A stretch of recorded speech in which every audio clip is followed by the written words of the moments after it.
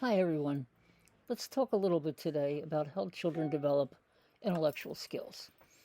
And there's two major theorists that you need to know about. One is Jean Piaget, a Swiss psychologist who lived to be a very old man, did a lot of research on young children. And the other is Lev Vygodsky, a Russian psychologist who only lived to be 37, who died of tuberculosis, who wrote 6 volumes and many studies about children. They have some similarities, but there's also some differences. The similarities include that children are born with a biological imperative towards learning. Piaget discusses the 4 steps of learning going all the way up to adolescence. And he uses the concept he's familiar with, or we're familiar with because of him, is assimilation and accommodation. Assimilation occurs when a child sees a cat, and since he has a dog, he only knows about dogs. So he calls the cat a doggy. And then his mother or someone says, that's a cat, and then he accommodates. So all of a child's life, he's assimilating things into what he already knows, and if it doesn't work, he accommodates and changes his thinking towards that thing.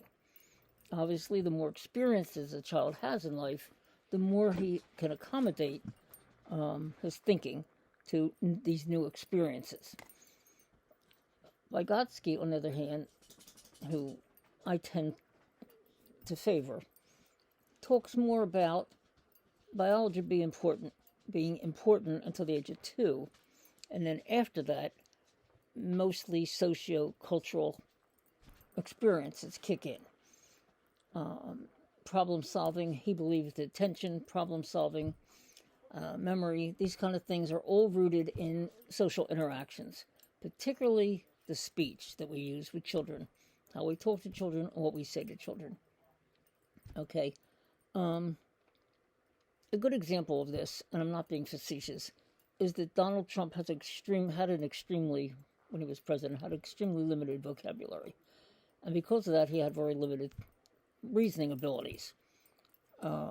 We know from his biographies that his mother became ill when he was a very young child, and he didn't have much of an interaction with her.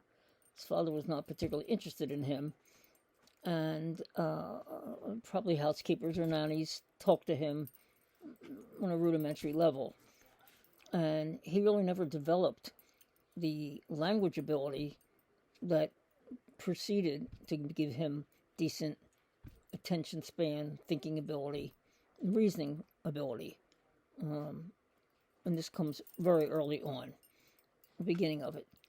So, every culture is different. You can go to South America and see kids on the beach who have phenomenal mathematical abilities because they're selling things. And so that's what they developed in their thinking. Now, Vygotsky talks about how do we help children expand their knowledge, and he used a term called scaffolding. Or actually, he used a term called the zone of proximal development, which is children are at a certain level, and they really can go higher. They can learn more, but they need guidance. They need parents to help them. All right.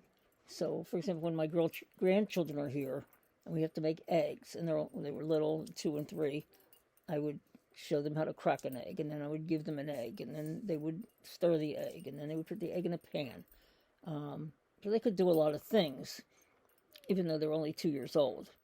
When my son was 10, for example, and my husband died, he had to do a lot of things. So I would give him a shopping list, and he would go to the supermarket, and he would get all the things we needed, and then he'd call me, and I'd pick him up, and he learned the prices of things, and he learned what to buy, and sometimes when he'd come home, he'd even learn to cook. He became a pretty good cook. And this was through the zone of proximal development, in which kids can do a lot more than we think they can do if we just help them along and guide them.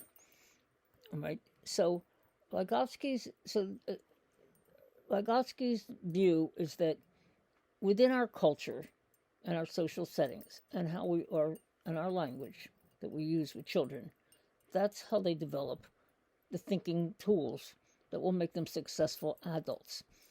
And if they come from environments in which there is very little language spoken to them, other than maybe yelling at them and or criticizing them, and there's very little activity, then I've been in houses where there's no books. There's just absolutely no books for kids to read.